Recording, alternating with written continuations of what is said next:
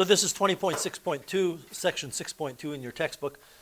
We've already looked in the first section at multiplying rational expressions and simplifying rational expressions, and those two things are the same. Don't just nod and agree with me. Think about what I'm telling you. If I give you a single rational expression and I say simplify, what you do is the exact same thing that you do if I say multiply two rational expressions. You factor and cancel. Well, when we divide, there's just one added step. I have told you numerous times, and I say this a lot in this class, and I've said it to my physics 20s, that you are taught this rule for dividing by fractions, but I would prefer if you don't use it. There's a different method. However, in this particular context today, we're going to be using the rule. Whenever you are dividing one fraction by another, the rule is you multiply instead by what you're dividing by. And I want to demonstrate why this is the case. Okay? If I have A over B and I'm dividing by C over D, to prepare you for higher level math, if you saw it written that way, you would not change it to multiplication of the reciprocal. Georgia, do you remember what I've told you to do? I'll give you guys a hint. This is what I call a complex fraction. And let's not forget that this defines the whole fraction, and then within the numerator there's a fraction, and within the denominator there's a fraction. This is what we call a complex fraction. Let me just clean that up. And what I would say to you is if you wanted to simplify this, then these two things need to go. We don't like fractions within fractions. I call these mini denominators, but whatever you call them, they're trouble. They're making this thing more complicated. So how can I get rid of the b? Well, I can multiply the top of this by b and the bottom of this by b. And what's going to happen is those b's will cancel. And I'll end up with an extra b on the bottom. How can I get rid of the d? Well, I can multiply the top and the bottom by d as well. When I multiply across the top, I get a times b times d over b. These two b's that I will highlight cancel. The d doesn't cancel. So I'm left with a times d on the top. On the bottom, when I multiply the c times the b times the d divided by that d, the d's cancel and I'm left with c times b. And I'm going to choose, just to make my point, to write it b times c. And I hope you all know that b times c and c times b are the same thing. So that's what I'm left with, but if you take a look at what I'm left with and I make one minor tweak to what I've written, I'm left with a over b times d over c. So if you have a single fraction divided by a single fraction, there is absolutely nothing wrong with you using the rule that says instead of dividing by the second fraction, you multiply by the reciprocal. But you need to know that that is not always what you're allowed to do. Okay? We're not going to do this, but I don't want to leave it hanging there. If I had a plus b over c over 2 plus d over c, I can't just multiply by the reciprocal because the bottom itself is not a single fraction. I will actually show this to you. I can't use this rule that we're going to use today because it doesn't apply. What you would do is you'd say, you know what? Man, if I could just get rid of those c's, everything would be fine. Well, not fine, but... So let's multiply the top and the bottom by c. And what do I get? A plus b over 2c plus d. This c times a plus b over c will cancel. On the bottom, the 2 times the c gives me 2c, and then the c times d over c gives me d. This is nice and tidy compared to what I started off with. We can't use that rule, okay? So all that being said, we're using this rule today. Because whenever you're dividing rational expressions, it's going to be take one rational expression, divide by the other, okay? You guys remember this rule, right? Instead of dividing by a fraction, you multiply by the reciprocal, okay? Well, what I did here was I showed you why that works, okay? So you can try this with some numerical fractions if you like, but it's going to work. We're going to use that procedure to divide rational expressions. But before we do, in this expression, a over b, which is a rational expression, divided by c over d, what are the non-permissible values? I want somebody to come up with one non-permissible value for me. Sukman? B and D can't be 0. B and D can't be 0, okay? So b is not allowed to be 0. D is not allowed to be 0. Are there any other rational expressions? Are there any other pieces of these rational expressions that are not allowed to be 0? Georgia? C. Sorry? C. C. Correct. Can you tell me why you believe C is not allowed to be 0? Because when you take the reciprocal of C over D, C will be on the bottom. Right. And that's perfect. Except the reason is more complex than that. Because if that's your sole reasoning, that this is going to become this, so now the denominator contains C, a person might argue, well, then why do we have to worry about D? Because D is not a denominator anymore, right? So there's another way, and what you said is perfect. There's nothing wrong with saying that. But there's another way that's a deeper understanding. And it's that what this expression is A over B over C over D. That's what divided by means, right? So the reason why this is true is because if B is 0,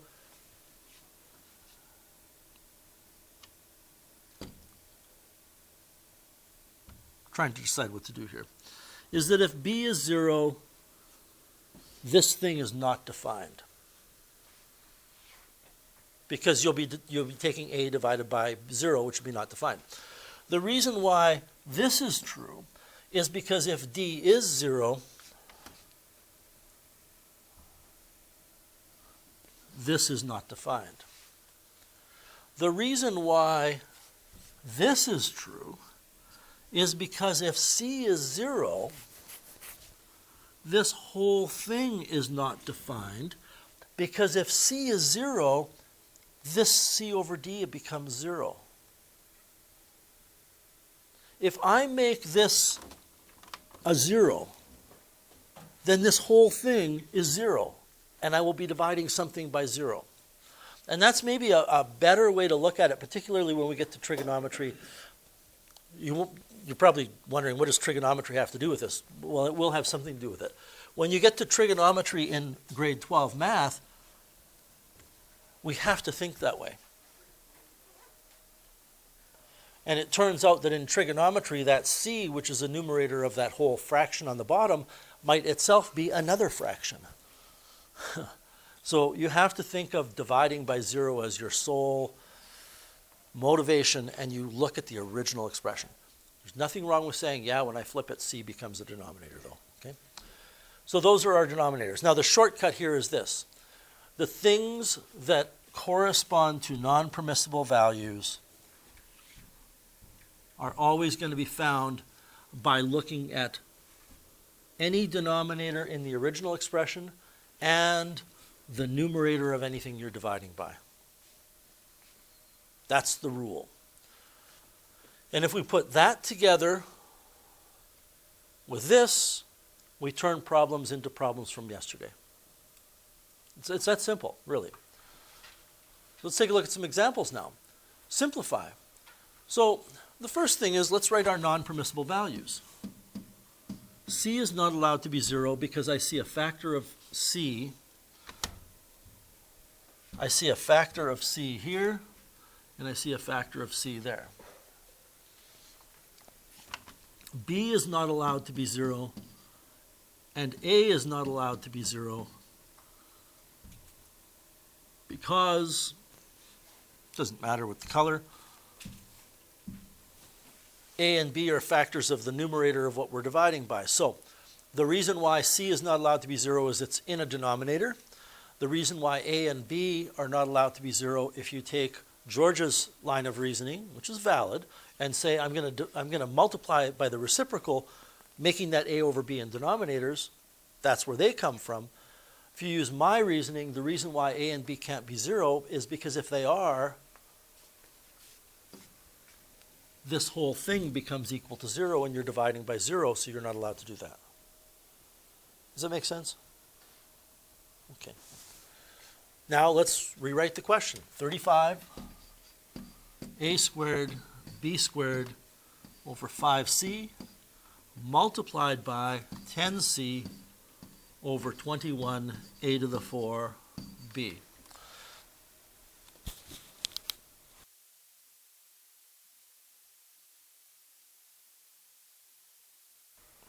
Just before we finish this, do you understand how that thing you're looking at that we just finished writing is considerably different than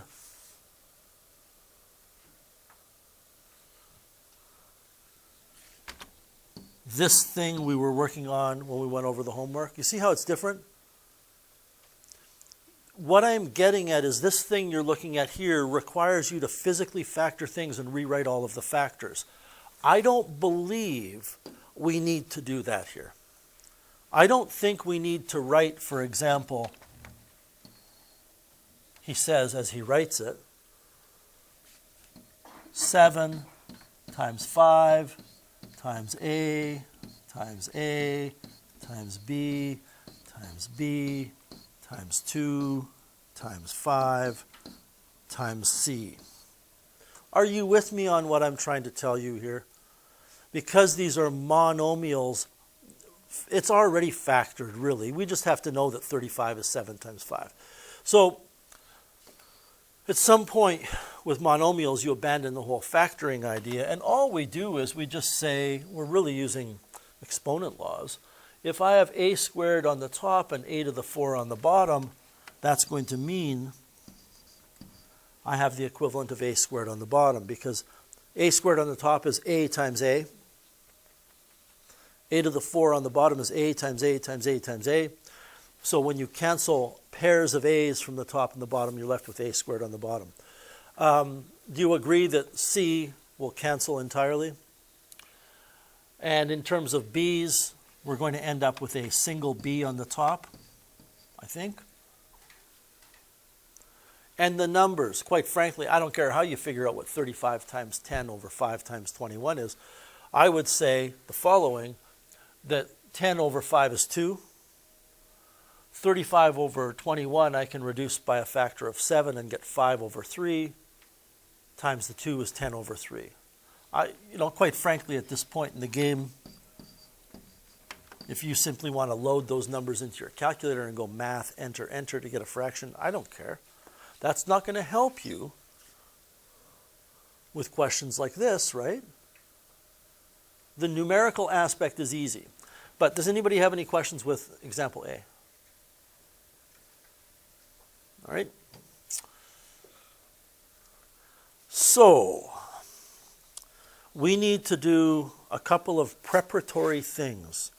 We need to have everything factored, and we need to flip the thing we're dividing by. Just my advice. Take it or leave it. Don't do both at the same time. Don't flip and factor at the same time. You're bound to trip over your feet on that sooner or later. I prefer to factor everything completely. And I'll tell you the reason for that in just a second. So x minus 3 over x plus 4 divided by x plus 3, x minus 3, x plus 2, x plus 4. And I'll give everybody a minute to contemplate the factorization of all of the pieces there. well, of the two pieces. Should be a piece of cake. So it doesn't matter. You could flip it and then factor it. But I like looking at the original question for my non-permissible values and talking about the numerator of the thing we're dividing by and the denominator of the thing we're dividing by. I realize if you flip it over and multiply, it's the same result. It's the same factors you're going to look at. But my non-permissible values will be determined by looking at this factor, and I will just put it in brackets to satisfy you. This factor, this factor, this factor, and this factor. Any one of those factors being 0 makes the whole thing undefined, because maybe you'll be dividing by 0 in the big picture, or maybe each of those fractions will be divided by 0. So plus or minus 3. I have -4 and -2. These don't have to be written in any particular order. Are we okay with the non-permissible values? Whatever you do, don't flip and cancel at the same time. Some people do. I've seen people do that. They write the answer already because they're flipping it in their head and they're canceling. If you're looking for an easy way to make a mistake, that's it. So factor, rewrite it now as a multiplication.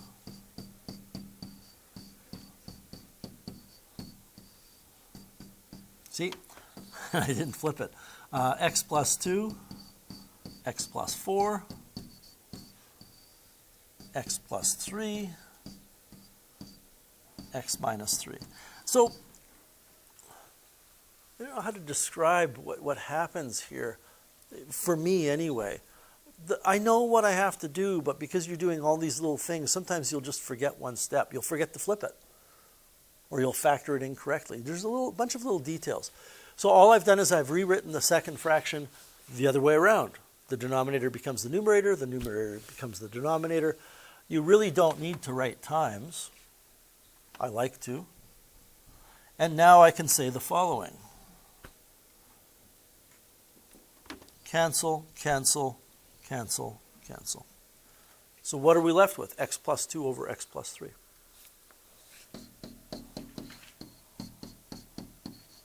With those non-permissible values. Are we okay with that? It's a really nice thing here. Things are going to change drastically when we add and subtract tomorrow. Okay? But until then, we're just doing the same thing.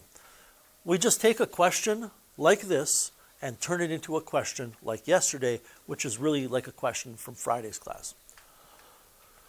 So factoring the numerator here is a difference of squares, 3x plus 2, 3x minus 2. We have over x plus 3. You know, there's a part of my brain that says, Paul, come on, you can flip it and factor at the same time. There's a part of my brain that's telling me, you can do this. But whenever I do it, I make mistakes sooner or later.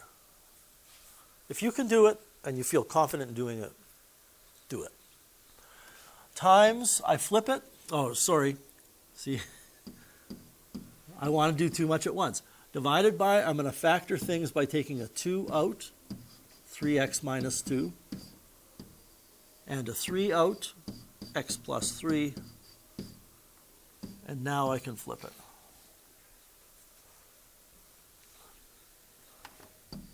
Three x plus 2, 3x minus 2. On the bottom, we have an x plus 3. We're also going to have on the bottom a 2 and a 3x minus 2 and a 3 and an x plus 3 on the top. How many of you feel as though your brain can cope with flipping and factoring at the same time? Don't. If you feel so, I want to know, yeah?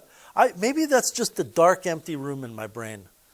That I suffered some kind of childhood trauma with fractions in my Math 7 class, and it's a dark space. I don't know. Miss Kenny yelled at me too much. I don't know. But to me, there's that, like I say, kind of a dark space in my brain where I will make mistakes. If you want to have a go at it by doing it all at once, that's fine. Geez, I hope Miss Kenny isn't out there watching this video. I love you, Miss Kenny. Are we good? Okay. We didn't do the non-permissible values. I guess I can back up and do them here. Non-permissible values, x is not equal to -3 or 2/3.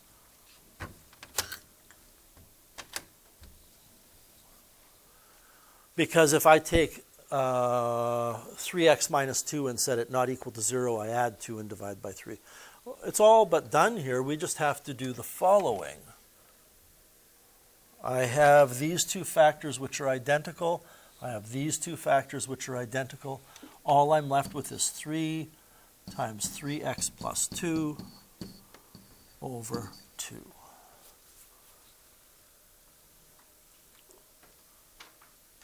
I always like to just step back and look at it at this point and make sure I wrote down all of the factors, because it's pretty easy to miss them.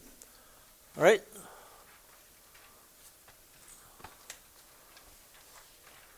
Well, let's just factor this. This really looks intimidating, and had I shown this to you on day 1 of the course, you might have just head for the door. I don't know.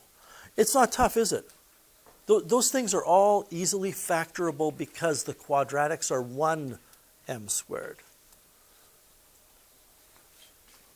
So this will be m minus 4 m plus 1. And what just went through my head is what numbers multiply to give -4 and add to give -3.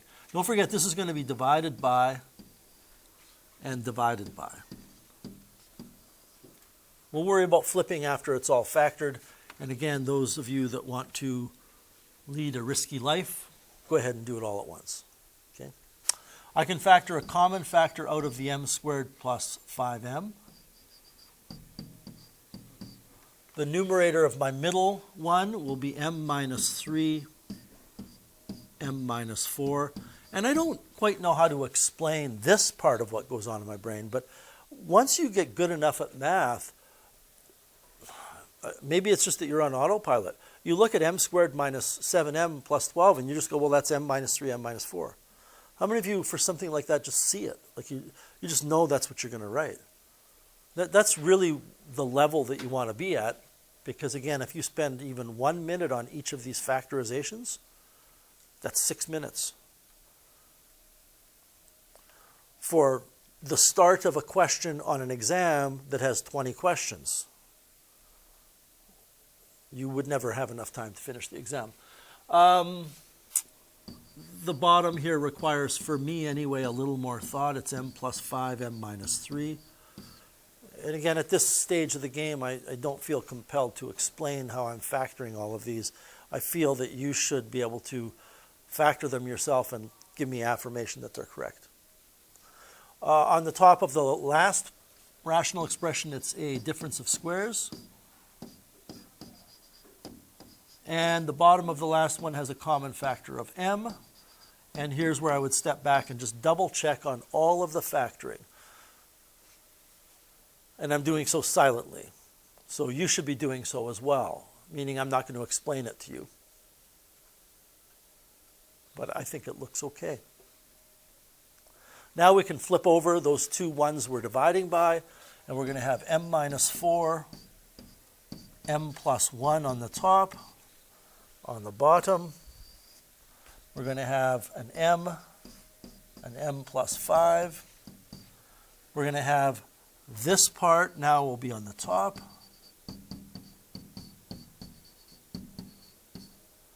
This part will be on the bottom.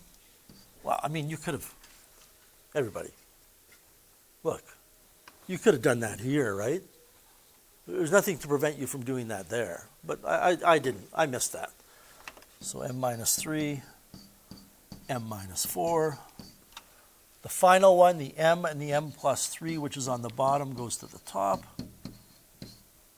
And the m plus 3, m minus 3 goes to the bottom. I've done something here, and I'll double check all this in a second, but I've done something which I very often do.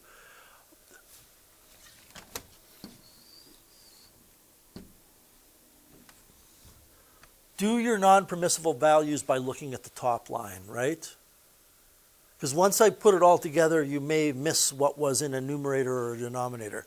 So all of my non-permissible values will be found by looking at all of these factors. And luckily for us, there's a lot of repeats, right? So whatever we get for an answer, we will say m is not allowed to be 0 because of the factor of m. -5, plus or minus 3, and I think 4. Did I get them all? Pretty sure I did. What will our answer be in terms of the algebra? Well, I have an m and an m. This is pretty easy, but there's a lot to look at here.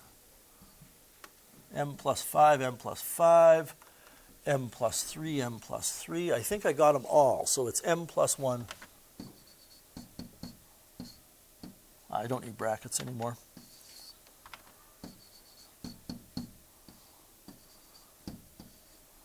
Along with those non-permissible values.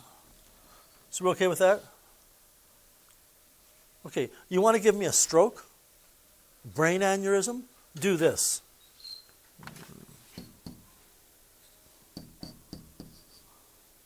Yeah, good. I like that reaction. That scared look. You should look at that and go, oh, I would never do that. I hope. Why can we not cancel those m's? Because m is not a factor. Right? And I mentioned that because I said, well, we don't need the brackets anymore. And then I kind of thought, well, maybe I should write them just to remind you that the factor on the top is not m. It's m plus 1. So you're done. Whatever you're left with here, you're left with. That's it. We okay with that? Okay. Just one more one, and this is just for practice of factoring.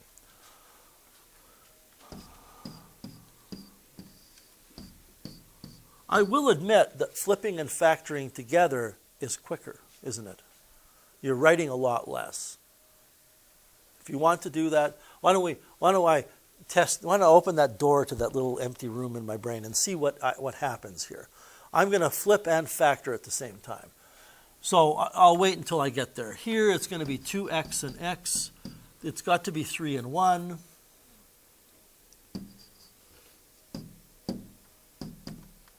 Please don't be insulted. But it's just a fact. I'm better at math than you. Okay? I am better at math than you. I can factor that very quickly. But the math that we're talking about is something that I'm not 100 times better than you. It shouldn't take you that long to factor that numerator. It really shouldn't. If you weren't focusing on my voice and you had spent the last 30 seconds thinking, you'd have it factored. Okay? The bottom, well, these have to both be negative. It's going to be 2x and 2x. I'm guessing 3 and 5, but maybe not. I said 2x and x. There we go. 3 and 5, I think a 5 here and a 3 there. That doesn't do it, does it? That'll give me negative 10x and negative 5x. And when I did that and said that, I didn't know that didn't do it until I wrote it down. But now I see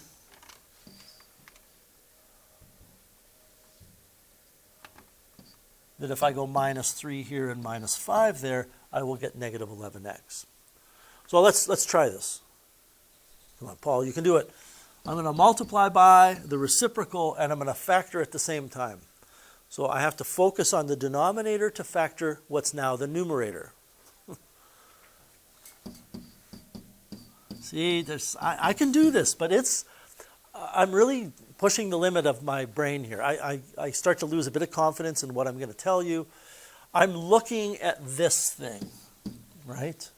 So it's a 5 and a 1. It's got to be a 5 and a 1. I think a negative 5 will do it, because then that will give me negative 10x plus the 2x in the middle will give me negative 8. That's fine.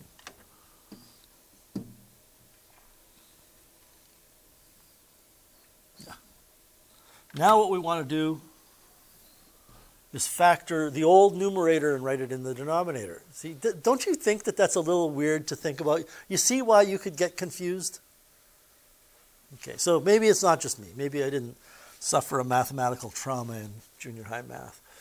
Oh, this is 2x plus 1, 2x plus 1.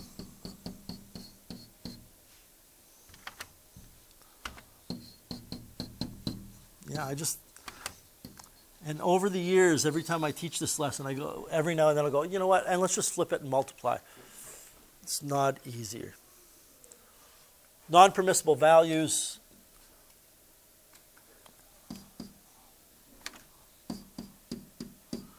We look at the denominators of the original expressions, which are here, and we look at the numerator of any original expression we're dividing by, which is now there. Not that it matters. What do we have? Well, we have 3, 5 over 2, negative 1/2. I think that's it, isn't it? So let's do our canceling. Gonzo, gone, gone. Holy smokes. What do we have left? I had a conversation with a couple of you, I think yesterday at the end of class. What do we have left? And you don't say nothing. We have something left. It's 1. So this is weird. The answer is this is 1, and x is not allowed to be 3, 5/2, or negative 1/2. And you might wonder, why do we even have to say that when there isn't an x there? Because that expression might be describing something in nature, in science, in physics, or chem, where x represents some value of something.